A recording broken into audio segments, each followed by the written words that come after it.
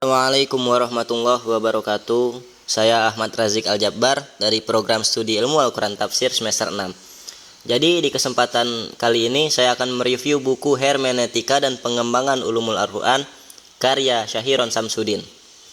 Jadi di buku ini terdapat hermeneutika dan penerapannya dalam tafsir Al-Quran dengan menggunakan pendekatan kritis dan integratif yang banyak timbul perdebatan di kalangan ulama. Bahkan banyak ulama yang pro ataupun ulama yang kontra terhadap pengaplikasian hermeneutika dan tafsir Al-Quran.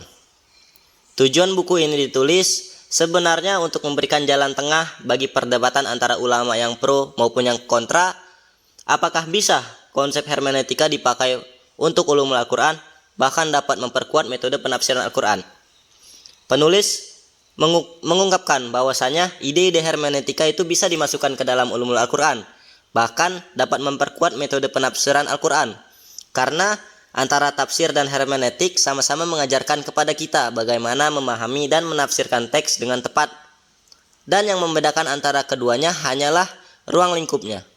Tafsir ruang lingkupnya hanya pada teks, sedangkan hermeneutika ruang lingkupnya mencakup seluruh objek penelitian dalam ilmu sosial dan ilmu humaniora. Di buku ini banyak sekali dibahas antara hermeneutik dan tafsir Al-Quran. Di bab 1 pada buku ini dijelaskan apa definisi dari hermeneutik dan sejarahnya yang mengkomparasikan antara hermeneutik barat dan hermeneutik Islam. Disebutkan di buku ini, kata hermeneutika itu diambil dari tokoh penting sebagai perantara antara umat dan Tuhan, yaitu Hermes, dan berasal dari bahasa Yunani yang artinya menjelaskan, dan sejarah perkembangannya mulai dari hermeneutik mitos sampai hermeneutik umum. Dan di bab 2 buku ini menjelaskan aliran hermeneutik, yang mana ada aliran objektif, yaitu yang menekankan asal muasal objek penafsiran. Dan menurut aliran objektif ini, penafsir punya tujuan untuk menjelaskan lagi tujuan dari pengarang teks dan pencipta simbol atau yang lain-lain.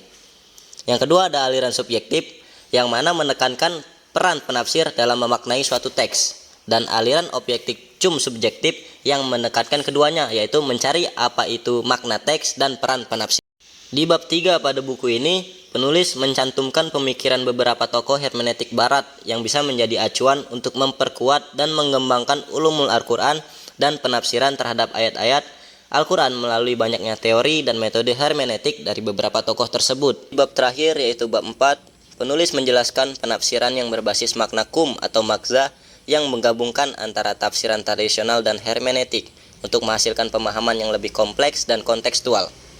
Di buku ini dijelaskan pula bahwasanya pembaca untuk terlebih dahulu memahami makna objektif dari teks Al-Quran, yaitu makna yang dimengerti oleh pendengar atau penerima pertama wahyu. Hal ini biasanya melibatkan analisis historis dan linguistik terhadap suatu teks. Setelah memahami makna awal atau makna tadi, pembaca harus mencari relevansi ayat-ayat tersebut dalam konteks kehidupan modern. Proses ini melibatkan refleksi atas nilai-nilai universal yang terkandung dalam Al-Quran dan penerapannya bagi isu-isu kontemporer. Jadi buku ini penting sekali teman-teman untuk dibaca, terkhusus bagi kita sebagai mahasiswa ilmu Al-Quran Tafsir.